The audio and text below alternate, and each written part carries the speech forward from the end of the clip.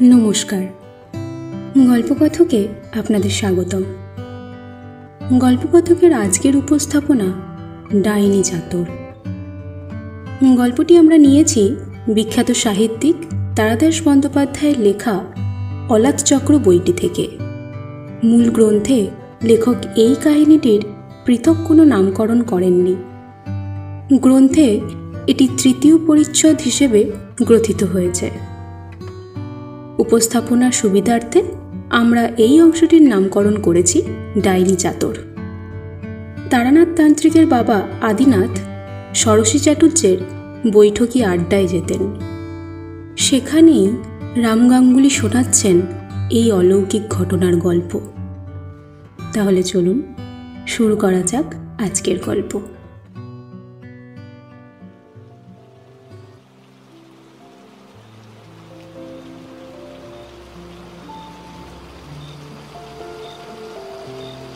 ষোড়শী চাটুর্যের বাড়ির বৈঠকখানায় আড্ডা চলছিল।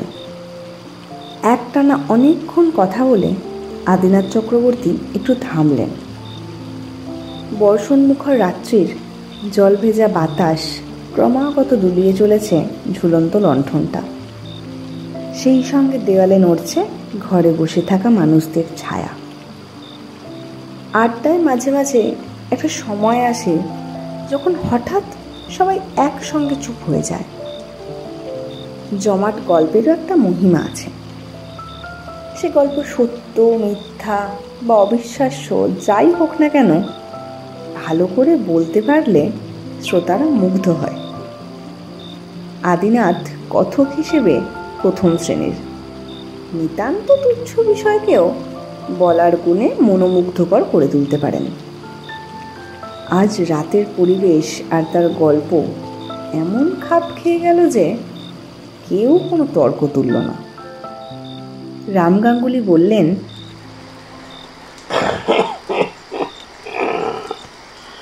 সব জিনিসের ব্যাখ্যা হয় না, বুঝলে।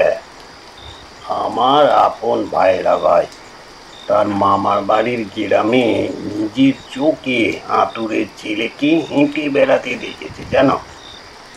সে অত্যন্ত সাত্ত্বিক প্রকৃতির মানুষ, অকারণে মিথ্যে কথা বলবে না। সদ্যজাত ছেলে সবে নাড়ি কাটা হয়েছে, সে হাঁটছে আর খিলখিল করে হাসছে। আচ্ছা, ভাইরা ভাইয়ের কথা নয় বাদই দাও। আমার ছোটবেলায় আমি এমন একটা অদ্ভুত ব্যাপার দেখেছি যা শুনলে তোমরা বিশ্বাসই করবে না।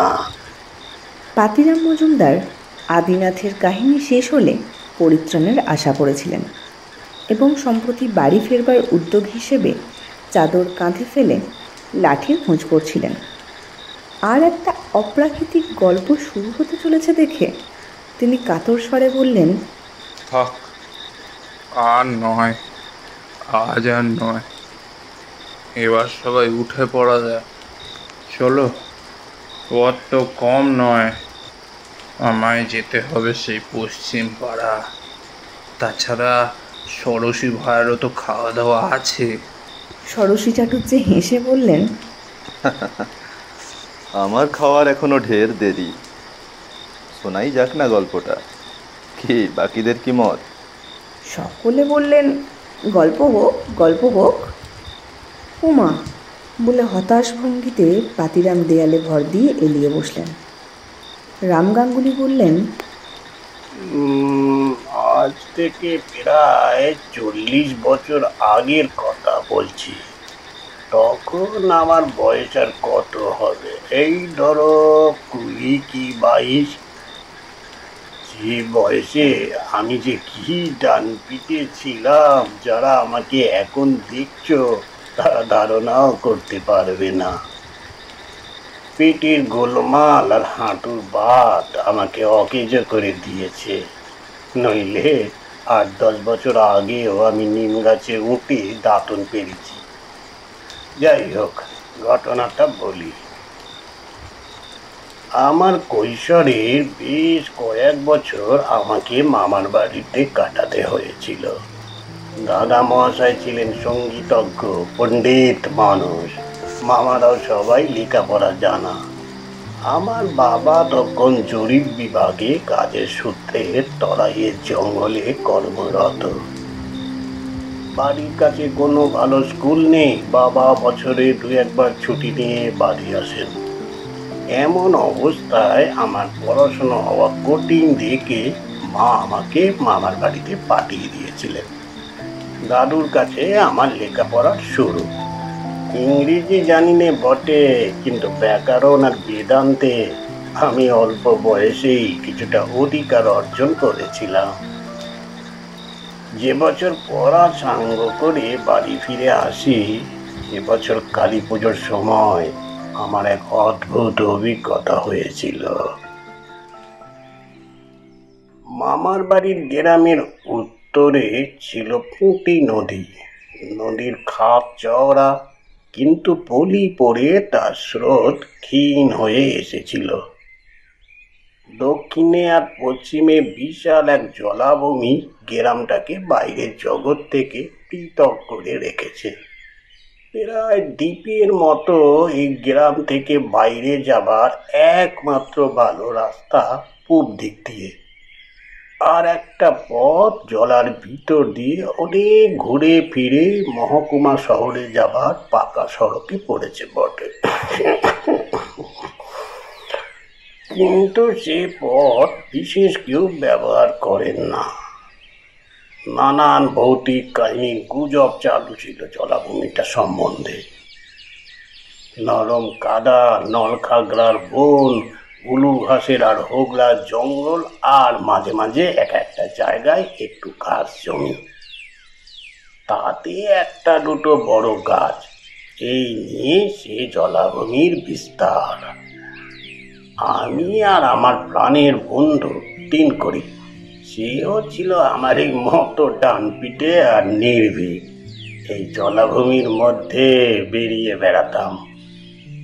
সেসব দিনের কথা মনে এলে এখনো বুকের মধ্যেটা কেমন করে ওঠে। মাথায় কোনো চিন্তার ভার নেই, কারো সঙ্গে ঝগড়া বিভেদ নেই, মনে কেবল নির্মল আনন্দ, চোখে অল্প বয়সের স্বপ্ন। অমন সব দিন আর আসবে না।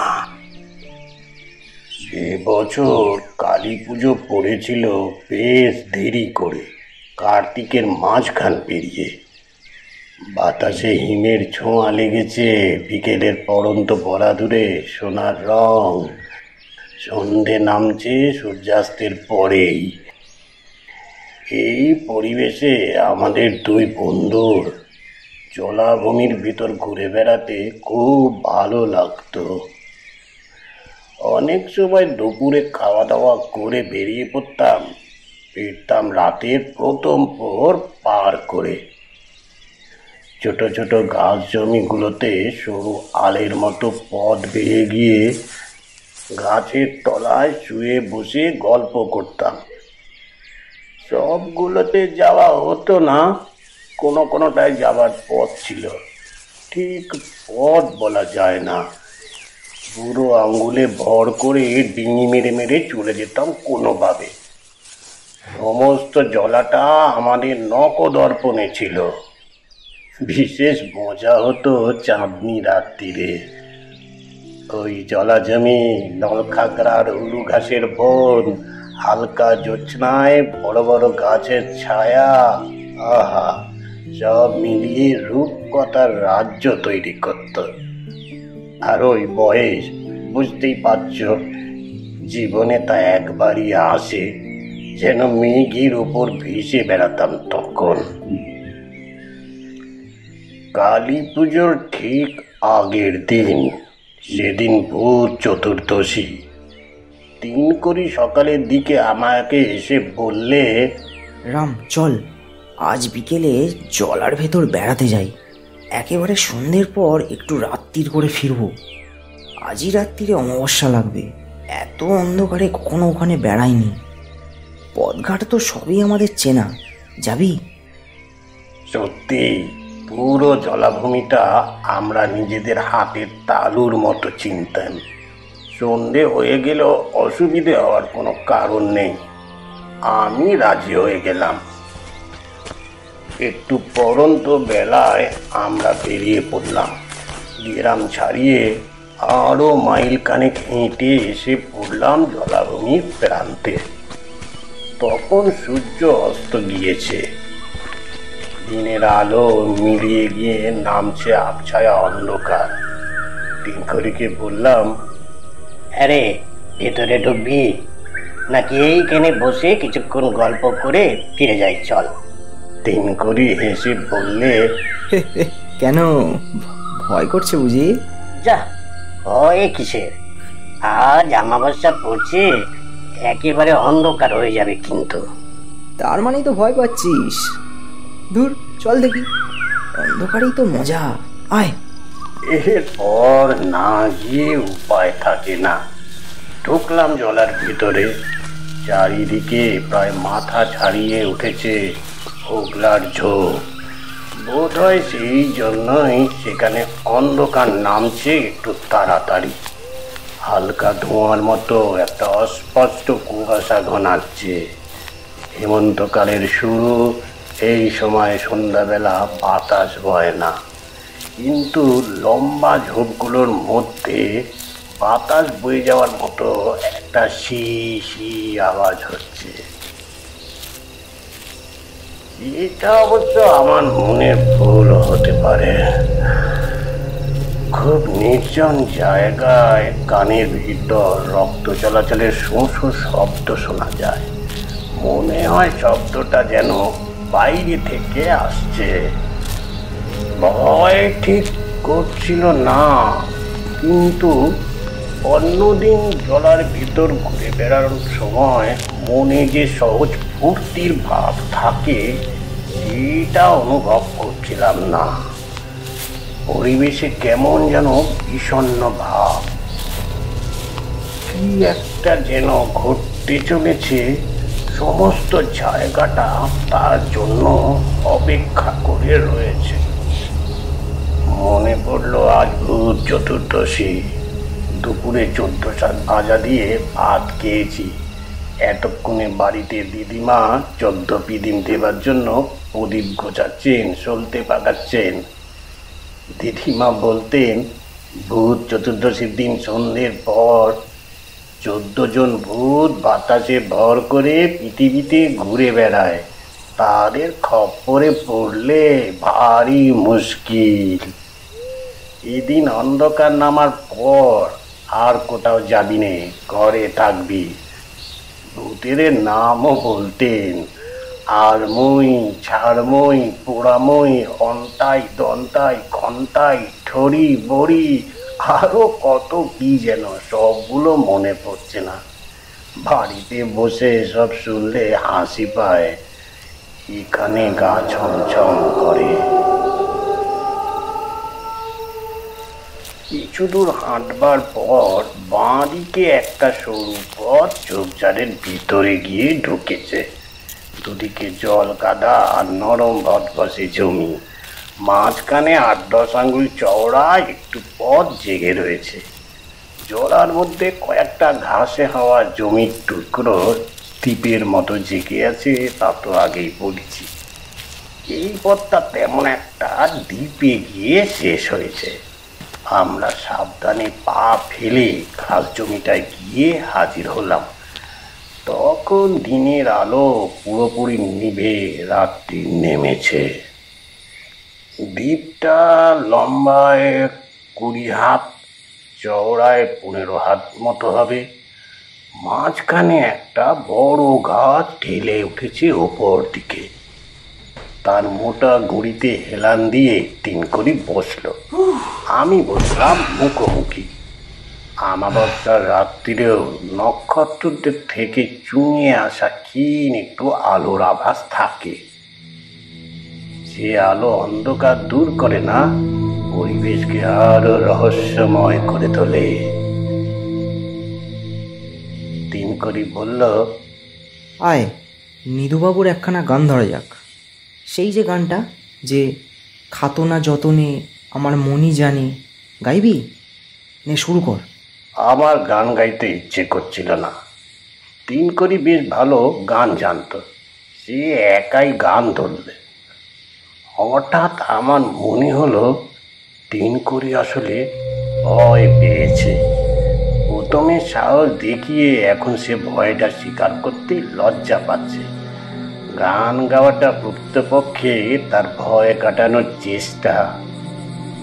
কিন্তু কেন ভয় পেল তিনকড়ি? পরিবেশের অদ্ভুত বিষণ্ণতা আর দমচাপা ভাবটা কি সে ধরতে পেরেছে? দু এক লাইন গাইবার পর তিনকড়ি থেমে গিয়ে আমাকে বলল, গতকাল এই জলার দিকে অনেক রাত্রিরে একরকম আশ্চর্য আলো দেখতে পাওয়া গিয়েছে, জানিস? আলো? কি রকম আলো? এতক্ষণ বলিসনি তো। এমনিই বলিনি, আমাদের গ্রামে অনেকেই দেখেছে। আজ সকালে মধুমিত্তির, হারাধন মজুমদার আর বিশুকুঁড়ো আলোচনা করছিল পথে দাঁড়িয়ে, তাই শুনছিলাম। কি বলছিল? নিজেরা দেখেছে? মধুমিত্তির আর বিশুকুঁড়ো দেখেছে নীলচে মতো আলো আকাশ থেকে গোলার মতো নেমে এসে মাটির কাছে দপ করে জ্বলে উঠে অনেকখানি জায়গায় ছড়িয়ে পড়েছিল। হারাধন মজুমদার বলছিল কাল রাত্রে এই জলায় ডাইনিদের চাতর বসেছিল। সে আবার কি? চাতর মানে আসর। দূর দূর দেশ থেকে ডাইনিরা গাছ চালিয়ে উড়ে আসে, তারপর সারা রাত ধরে তাদের সভা চলে। ওই সভাকেই বলে চাতর। গাছ চালা কাকে বলে জানিস তো? কোনো বড় গাছের ডালে বসে ডাইনিরা হুকুম করে অমুক জায়গায় চল, অমনি সে গাছ আকাশে উড়ে সেই জায়গায় গিয়ে হাজির হয়। উড়তে উড়তে গাছ যখন মাটির কাছে নেমে এসে মাটিতে লেগে বসে, তখন ওই রকম দপ করে নীল আলো জ্বলে ওঠে। আমি অবশ্য এসব বিশ্বাস করি না, ওরা বলছিল, আমি শুনলাম, এই আর কি। বিশুকুঁড়ো আবার সন্ধ্যের পর আফিং খায়, বুঝতেই পারছিস। কথা বলতে বলতে হঠাৎ চুপ করে তিনকড়ি একবার ওপর দিকে তাকালো। কি একটা জিনিস যেন তার মনে পড়ে গিয়েছে। তারপর সোজা হয়ে বসে পেছন ফিরে সে গাছটায় হেলান দিয়ে দিল। তার মোটা গড়িতে একবার হাত বোলালো। এবার সে ঘুরে আমার দিকে যখন তাকালো, সেই অল্প আলোতেও দেখলাম তার মুখ শুকিয়ে গিয়েছে। ভয় পেলে মানুষের যেমন হয়। বললাম, কি রে, কি হলো তোর? নিজের গল্পে নিজেই ভয় পেলি নাকি? পিস পিস করার মতন গলায় তিনকড়ি বলল, রাম, এই গাছটা কোথা থেকে এলো? এটা তো আগে কখনো দেখিনি। তাছাড়া কি গাছ এটা?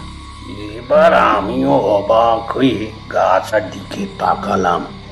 সত্যিই তো, এই জমির টুকরোটায় মোটামুটি বড় গাছ বলতে একটা গাব আর একটা মাঝারি তেঁতুল গাছ বরাবর দেখে এসেছি।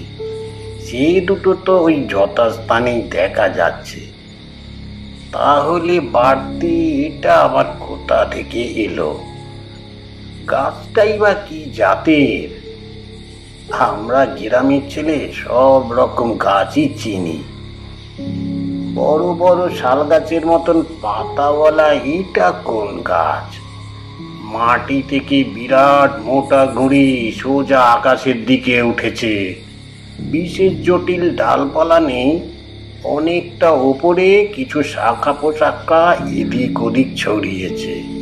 তাতে থালার মতো বড় বড় গোল গোল পাতা।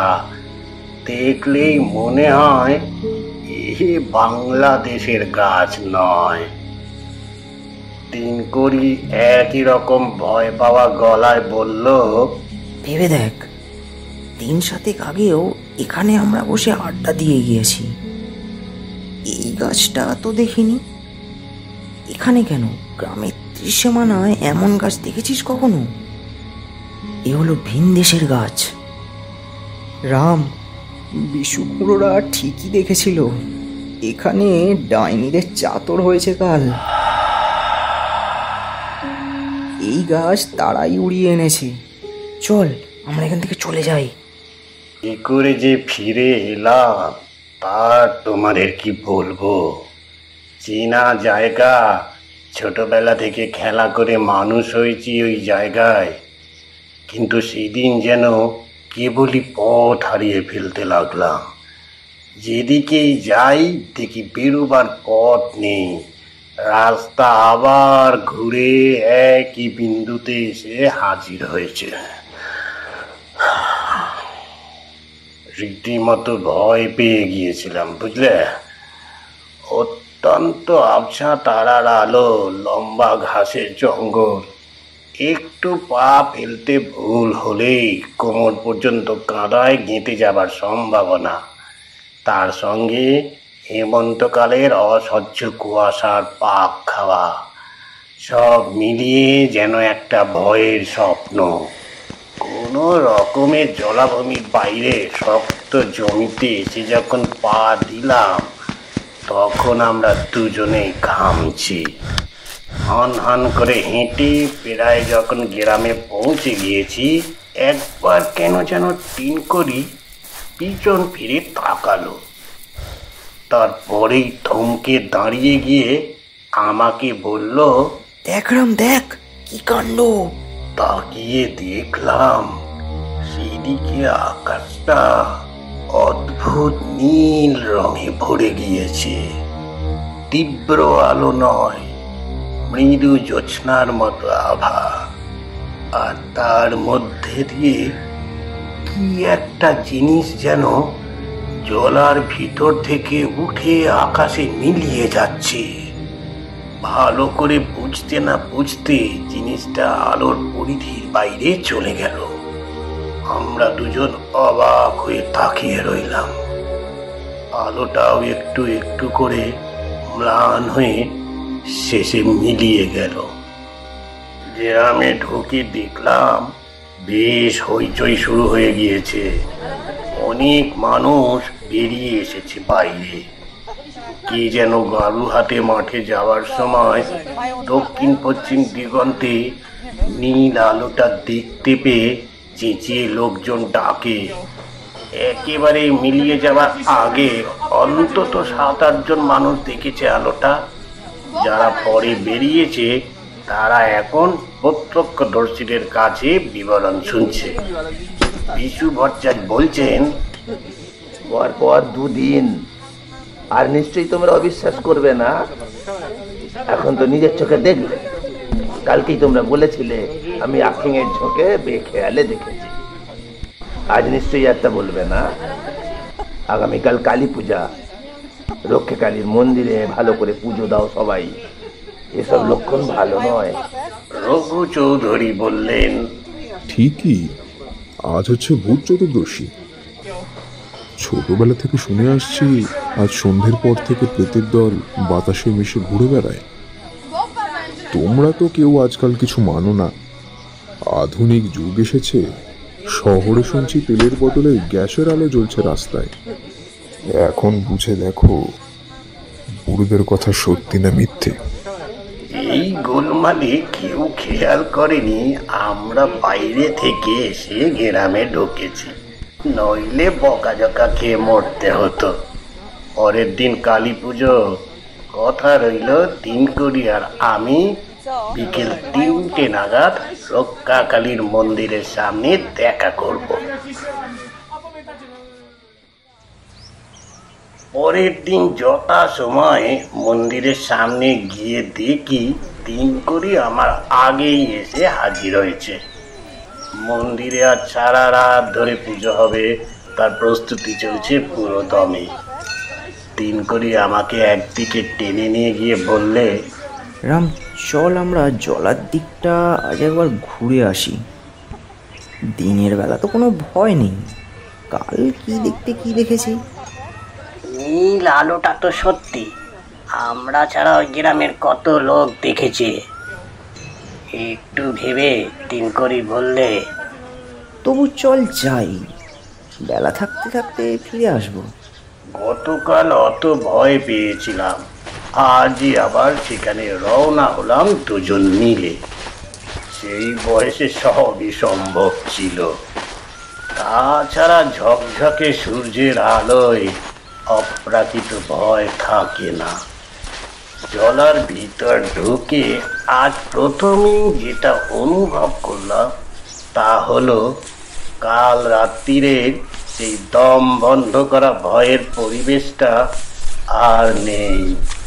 কেবল দিনের আলো রয়েছে বলে নয়, অমঙ্গলের প্রভাবটাই ধুয়ে মুছে পরিষ্কার হয়ে গিয়েছে। বাঁ দিকের সরু পথটা দিয়ে হোগলা বনে ঢুকে ঘাস জমির দ্বীপে পৌঁছে আমরা অবাক হয়ে তাকিয়ে রইলাম। বড় গাছটা সেখানে নেই, নেই মানে একেবারেই নেই। আমরা এগিয়ে গিয়ে জমি পরীক্ষা করে দেখলাম, বড় একটা গাছ উপড়ে ফেললে তো সেখানে তার চিহ্ন থাকবে, মাটিতে তার গর্ত থাকবে, কিছু নেই। দিব্যি সমান ঘাসে ছাওয়া জমি, গেল কোথায় অত বড় গাছটা? যেভাবে এসেছিল সেভাবেই কি ফিরে গিয়েছে? ওই গাছটাকে কি কাল রাত্রিরে আমরা আকাশে উঠে যেতে দেখেছিলাম? বললাম, তিনু, কাল আমরা আলো আঁধারিতে ভুল দেখিনি তো? হয়তো গাছটার কিছু ছিল না, সবটাই আমাদের চোখের ভুল হতে পারে তো, তাই না? তিন করে দৃঢ় গলায় বলল, না, তা হতে পারে না, কারণ আমি গাছটায় হেলান দিয়ে বসেছিলাম, জিনিসটার বাস্তব ছোঁয়া পেয়েছি। তাছাড়া শার্টের পকেট থেকে একটা সবুজ রঙের ভাঁজ করা কি জিনিস বের করে আমার হাতে দিয়ে বলল, তাছাড়া এইটে তো আর মিথ্যে নয়, চোখের ভুল নয়। গতকাল রাত্রিরে দেখা ভুতুরে গাছের একখানা পাতা। তিন করে বলল, কি ভেবে একখানা পাতা পকেটে রেখে দিয়েছিলাম, নিচেই পড়েছিল। আমরা দুজনে মিলে অনেক খুঁজলাম, না, আর একটাও পাতা পড়েনি। সমস্ত চিহ্ন নিয়ে গাছটা মিলিয়ে গিয়েছে, কেবল তিন কড়ির রেখে দেওয়া পাতাটা ছাড়া। গ্রামে ফিরে এসে অনেককে পাতাটা দেখিয়েছিলাম, কেউ চিনতে পারেনি। বহু বছর বাদে অবশ্য জানতে পেরেছিলাম ওটা কি গাছের পাতা। কাশী গিয়েছিলাম বিশ্বনাথ দর্শন করতে। একদিন সেখান থেকে দেবী মহাকালীর পুজো দিতে গিয়ে পাহাড়ের কোলের জঙ্গলের মধ্যে ওই গাছ দেখি। যে পান্ডা আমাদের সঙ্গে ছিল তাকে জিজ্ঞেস করতে সে বলল, ওই বড় গাছটা, ওর নাম বাবু বুদ্ধ নারিকেল, বিহার আর উত্তরপ্রদেশের জঙ্গলে দেখা যায়।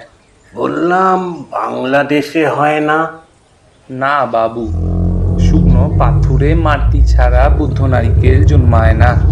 ওরে অনেককে জিজ্ঞাসা করে জেনেছি, সত্যি ওই গাছ বাংলায় হয় না। পান্ডার কথা শুনে আমার মনে পড়ে গেল ফেলে আসা প্রথম যৌবনের স্মৃতি। সেই মামার বাড়ির গ্রাম, ভূত চতুর্দশীর নিকষ কালো রাত, বন্ধু তিন করি, সব কোথায় মিলিয়ে গিয়েছে। মামারা কেউ আর বেঁচে নেই, তাদের ছেলেপুলেরাও একজন ছাড়া সবাই জীবিকার সন্ধানে ছড়িয়ে পড়েছে বিভিন্ন জায়গায়। আর কখনো সেই গ্রামে যায়নি। তিন করিও এখন কোথায় আছে কে জানে। অনেক দিন তার সঙ্গে যোগাযোগ নেই। রাম গাঙ্গুলির গল্প শেষ হতে সবাই কিছুক্ষণ চুপ। তারপর পাতিরাম মজুমদার বললেন, সরসী ভাইয়া, এবার কিন্তু আমাকে উঠতেই হবে, কিন্তু এরপর তো আর একা যেতে পারবো না, গা ছমছম করবে। তুমি বলেছিলে তোমার লোক সঙ্গে যাবে, তাই একজন কাউকে দাও। ঠাট্টা করলে করো ভাই, আমিও অপারগ। ষোড়শী চাটুর্যে বললেন, কেউ ঠাট্টা করছে না, লোক দিচ্ছি সঙ্গে।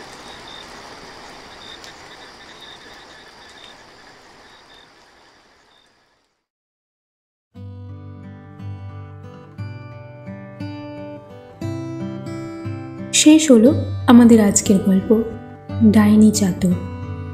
আজ গল্প পাঠে ছিল লাভলি, রাম গাঙ্গুলির ভূমিকায় টম, তিনকড়ি সুদীপ, বিশু এবং ষোড়শী চাটুর্যে ধীমান, রঘুর ভূমিকায় রোহিত, পান্ডা এবং পাতিরামের ভূমিকায় সায়ন। সাউন্ড এডিটিং, পোস্টার এবং সূত্রধর আমি মধুমিতা। গল্পটি আপনাদের কীরকম লাগলো তা আমাদের জানাতে ভুলবেন না। যদি গল্পটি ভালো লেগে থাকে তাহলে একটি লাইক দিয়ে এবং চ্যানেলটি সাবস্ক্রাইব করে আমাদের পাশে থাকবেন। ফিরে আসব খুব শীঘ্রই আরও একটি নতুন গল্প নিয়ে। ততক্ষণ সঙ্গে থাকুন এবং শুনতে থাকুন গল্পকথক।